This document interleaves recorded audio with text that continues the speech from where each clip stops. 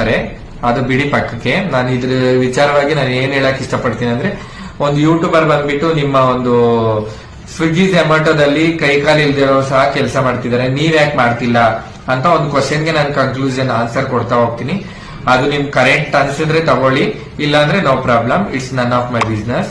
ನಾನು ಏನ್ ಹೇಳಕ್ ಇಷ್ಟಪಡ್ತೀನಿ ಅಂದ್ರೆ, ಇಷ್ಟೆಲ್ಲಾ ಕಷ್ಟ ಪಡ್ಕೊಂಡು ನಾವು ಸ್ಕೂಲ್ ಕಾಲೇಜ್ಗೆ ಹೋದ್ರೆ it's not A easy task as A transgender person. ನಾವೊಂದು ಟ್ರಾನ್ಸ್ಜೆಂಡರ್ ಪರ್ಸನ್ ಆಗಿ ಒಂದ್ ಸ್ಕೂಲು ಕಾಲೇಜ್ಗೆ ಹೋಗ್ಬೇಕು ಅಂದ್ರೆ ಇದು ಈಸಿ ಅಲ್ಲ. ನಾವು ನಡ್ಕೊಂಡು ಹೋಗ್ಬೇಕಾದ್ರೆ ಯಾರೋ ಟೀಕೆ ಮಾಡ್ತಾರೆ, ದಾರಿಯಲ್ಲಿ ಯಾರೋ ಹೆಂಗೆ ಮಾಡ್ತಾರೆ, ಮತ್ತೆ ಫ್ರೆಂಡ್ ಸರ್ಕಲ್ ಅಲ್ಲಿ ಗೇಲಿ ಮಾಡ್ಕೊಂಡು ನಗ್ತಾರೆ, ಚಕ್ಕ ನನ್ ಮಗ, 0.5 ಇಜಿಡ ನನ್ ಮಗ, 9 ನನ್ ಮಗ, ಈ ತರ ಎಲ್ಲ ಬೈತಾರೆ. ಸೊ ಆ ಒಂದು ಟೀಕೆಗಳನ್ನ ನಾವು ಎಷ್ಟು ಫೇಸ್ ಮಾಡ್ತೀವಿ ಅಂದ್ರೆ ದಿನನಿತ್ಯ ತುಂಬಾ ಫೇಸ್ ಮಾಡ್ತೀವಿ. ಸೊ ಹಂಗಾಗಿ ಈ ನಿಟ್ಟಿನಲ್ಲಿ ಅದನ್ನ ಮೆಟ್ಟಿ ನಿಂತ್ಕೊಂಡ್ರೆ ಎಜುಕೇಶನ್ ಮಾಡ್ದಂಗೆ, ಅದನ್ನ ತಗೊಳಕ್ಕೆ ರಿಸೀವ್ ಮಾಡ್ಕೊಳಕ್ಕೆ ಆಗ್ತಿಲ್ಲ ಅಂದ್ರೆ ಎಜುಕೇಶನ್ ಅಲ್ಲಿ ಡಿಸ್ಕಂಟಿನ್ಯೂ. ಅರ್ಥ ಮಾಡ್ಕೊಳ್ಳಿ ನೀವು.